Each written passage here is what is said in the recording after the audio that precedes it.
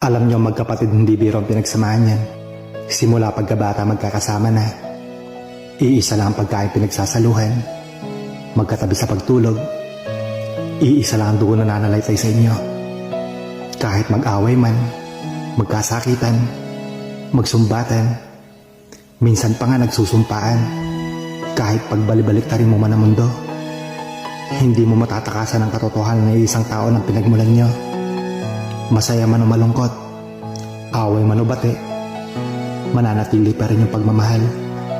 Mahalin mo ang kapatid mo higit kanino man. Dahil kahit kailan, ang kapatid ay kapatid at hindi mo yung matatakasan. Kaya dapat kapag dumating yung panahon na hindi na kayo magkaintindihan, alalahanin nyo sa dulo, kayo din ang magtutulungan.